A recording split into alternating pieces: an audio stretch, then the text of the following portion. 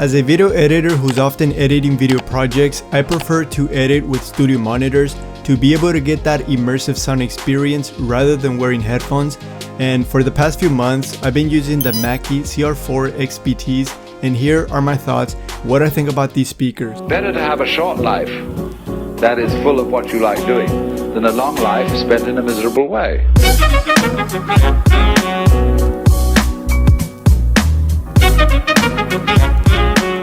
I went with the 4-inch speakers, but they also have them in various sizes, such as a 3-inch, 4-inch, 5-inch, and a bigger size, which is an 8-inch. So depending on how big your monitor and your desk is, you can choose the size that will fit your desk.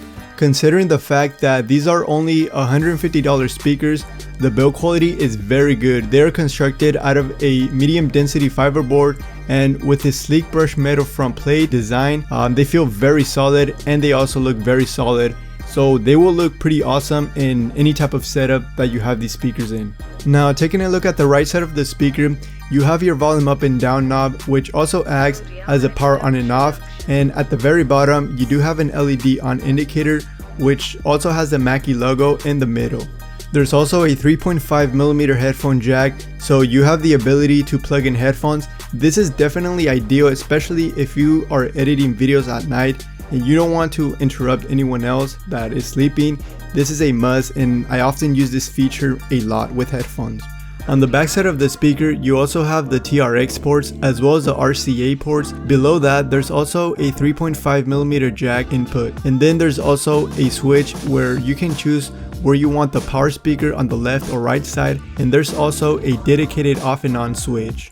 Now let's get into the most important topic on any pair of speakers, and that is how good do the speakers actually sound. And surprisingly, when I first tested these out for the very first time, I was quite surprised by the sound quality. The mids and highs are well balanced, and they give you a nice and rich clear sound. No matter what type of music that you are listening to, these speakers will sound absolutely amazing.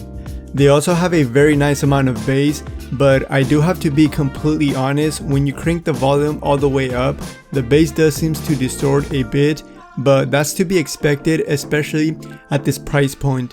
And if you really care about the bass, Mackie also sells a 8-inch subwoofer that you can actually use in combination with these speakers to make the bass experience much better.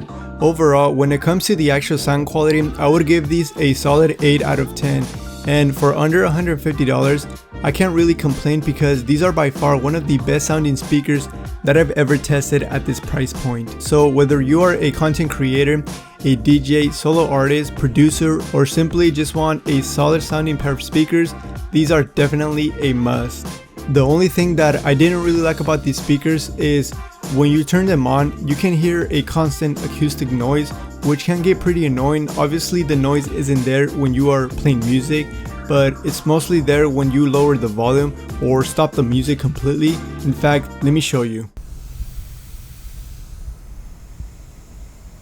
So as you guys can tell, there is a little bit of acoustic sound once you lower down the music. You're not going to be able to notice it once you up the music or increase the volume, but it's definitely present, and it can be an issue for some people. But yeah, that's pretty much the only con about these speakers, other than the fact that once you increase the volume, you're going to be able to, you know, hear the bass gets a little bit distorted. But for under $150 speakers, you can't really complain. And yeah, that's gonna do it for this video. Thank you for watching, and I will catch you on the next one. Peace.